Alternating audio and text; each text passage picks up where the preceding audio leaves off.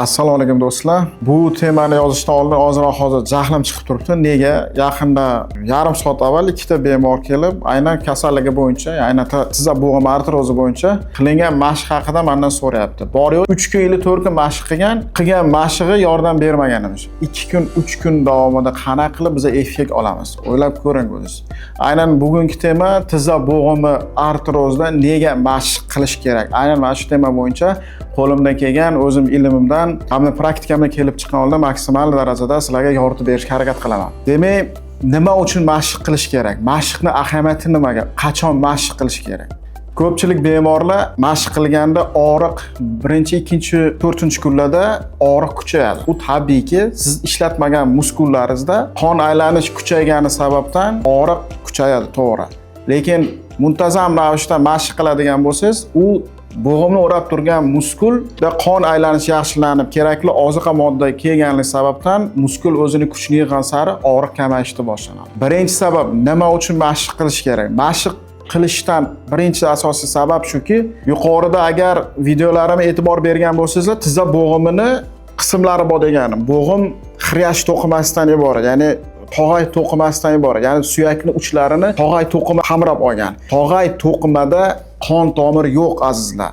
Qon tomiri yo'q bo'lganligi sababdan u yerda qon aylanish faqat va faqat harakat bilan bo'ladi. Harakat qanchalik to'g'ri bajariladigan bo'lsa, qon aylanish jadallashadi.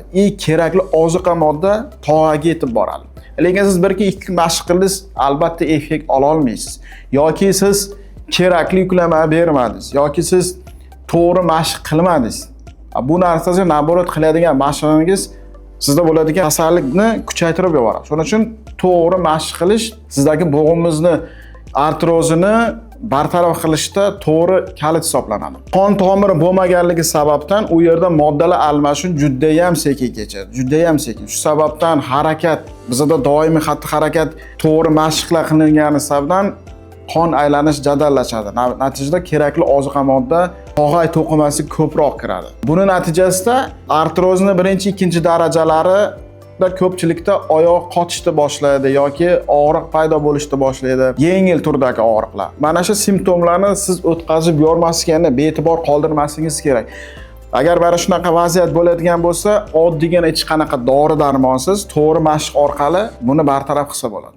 Keyingi sabab, mashq qilganingizda nima bo'ladi? Eng asosiy bitta faktorlardan bo'g'imlar artrozini rivojlanishiga asosiy sabab bo'ladigan narsa shuki, bo'g'im yuzasiga yuklama ko'p tushganda. Agar mana tizza misolida ko'rsataman, tizza bo'g'imini har bir bo'g'imni e'tibor bersangizlar, mushak qoplab turgan bo'ladi.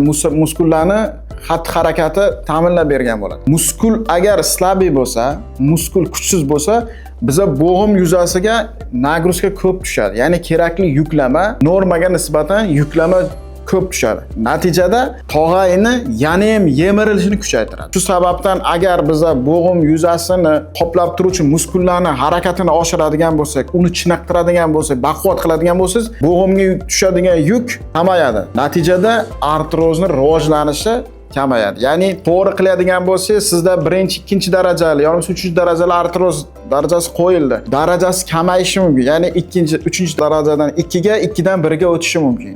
Bir bo'lsa to'laqonli yo'q bo'lib ketishi mumkin.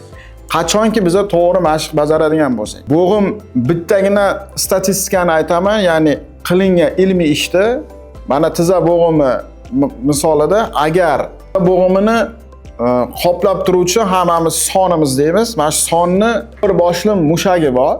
Mana shu 4 boshli mushakni agar biz 10% kuchsizlanishiga sababchi bo'ladigan bo'lsa, bu narsa tizza bo'g'imiga 30% nagruzka ko'p tushishiga sababchi bo'ladi. Shu sababdan 4 boshli mushakni agar 10% kuchlantiradigan bo'lsak, 30%, 40% yuklama tizza bo'g'imiga kam tushadi. Shu sababdan mushaklarning aktivligi, mushaklarning kuchsizligi juda muhim. Bugungi kunda hamma rivojlanib borayotgan dunyoda hamma yalqov bo'lib qoldi. Ya'ni kam harakatchan bo'lib qoldi. Ya'ni gipodinamiya holati rivojlanib ketdi.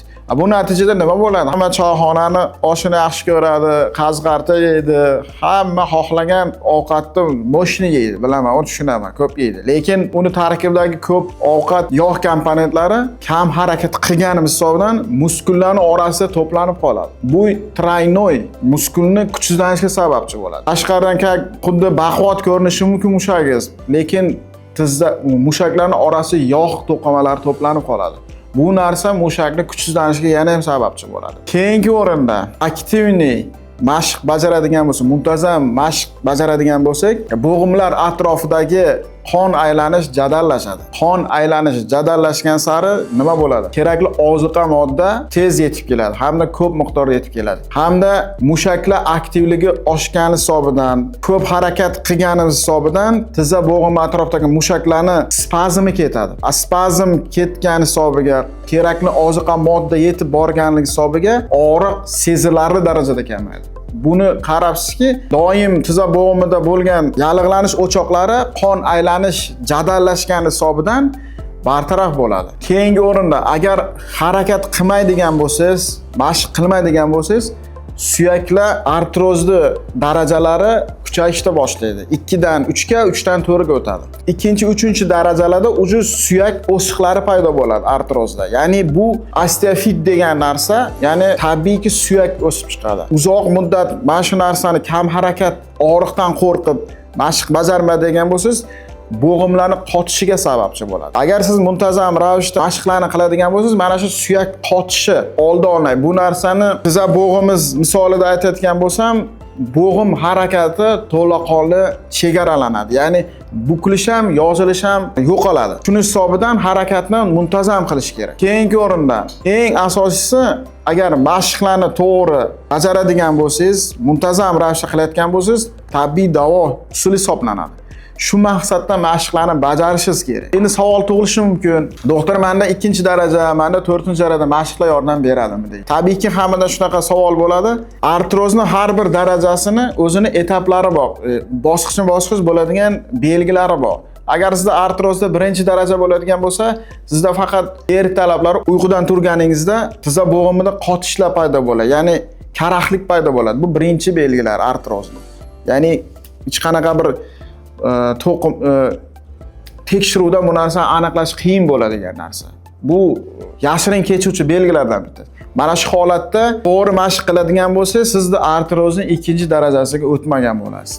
Lekin aytaylik, ertalablari tizzada qotish bor, og'ir yuk ko'targanda tizzangizda og'riq bo'lyapti. Bu o'sha artrozda ikkinchi bosqichi. Mana shu holat bo'lganda ham kompleksni har bitta siz bo'g'imizga mos mashqlar bajarayotgan bo'lsangiz, bu holatdan ham bartaraf qilinishi mumkin. Ya'ni 1-2-darajali artrozlardan to'g'ri mashq qilsangiz yo'qotilishi mumkin. Lekin 3-daraja, 4-darajali sizda artroz bor. 3-darajali artroz bo'yicha to'xtalib o'tay. 3-darajali artroz bor. Qaysidir doktor sizga mashq aytgan, qaysidir doktor mashq aytmagandir. Lekin mashq bajardingiz, doktorning aytgan nazarchanasini ham oldingiz, lekin og'riq effekt bo'lmayapti. Mana shu holatda siz uchun individual programma kerak bo'ladi.